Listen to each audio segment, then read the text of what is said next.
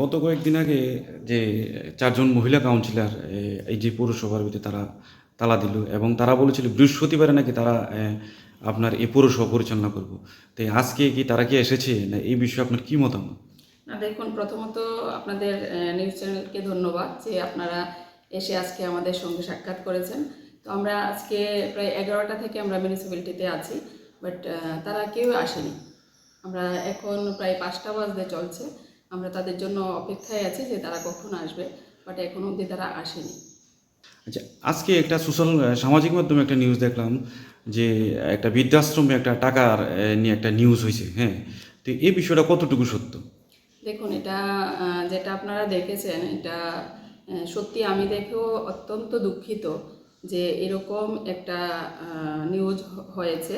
But যখন আমি অফিসে এসে এটা তদন্ত করেছি যে বৃদ্ধাশ্রমের নামে 30,000 টাকা আমরা এখান থেকে স্যাংশন দিয়েছি, কিন্তু ওরা 5,000 টাকা পেয়েছে।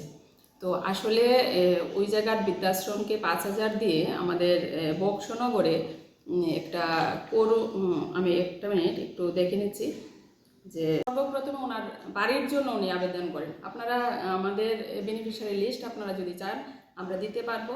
উনি ওনার বাসুরের বউ, যে কিনা একটা বাসুর বড় কন্ট্রাক্টর শ্যামল দত্ত, আপনারা সবাই চিনবেন মেলাগড়বাসী হিসাবে।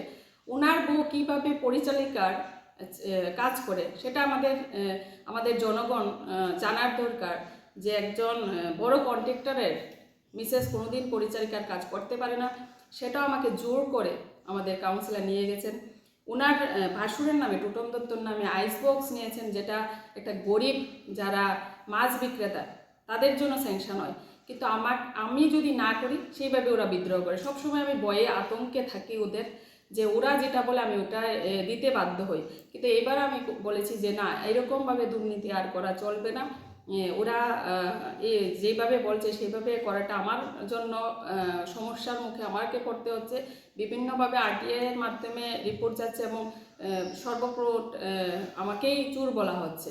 তো আমি জনগণের কাছে এটাই আর্জি রাখবো যে দেখুন, আপনারা তদন্ত করুন। 11 নম্বর ওয়ার্ডে যেভাবে 11 নম্বরের কাউন্সিলর বেনিফিশিয়ারি আসে ওনার বাড়িতে লাগবে, 13 নম্বরের কাউন্সিলর বেনিফিশিয়ারি লিস্ট সর্বপ্রথম উনি ওনার বাড়িতে নিয়ে যাচ্ছেন। সর্বমোট মিলে ওরা মেলাগড় পৌরসভা থেকে আমাকে বৃদ্ধাশ্রম আছে যেখানে বয়স্ক পুরুষদের নিয়ে একটা প্রেরণা সোশ্যাল ফাউন্ডেশন নামে একটা নতুন সংস্থার উদ্যোগ নিয়েছেন।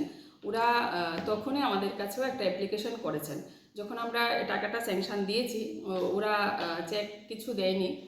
তো যখন আমরা এটা স্যাংশন দিয়েছি তখন ওই জায়গা থেকে আমাদের ট্যাক্স কালেক্ট করে কালেক্টর নারায়ণ দাস, ও কী করেছে, ওদেরকে 5,000 দিয়ে ওই প্রেরণা ফাউন্ডেশনকে উনি 25,000 টাকা দিয়েছেন এবং সেটারও রিসিপ্ট মানি আমাদেরকে আছে।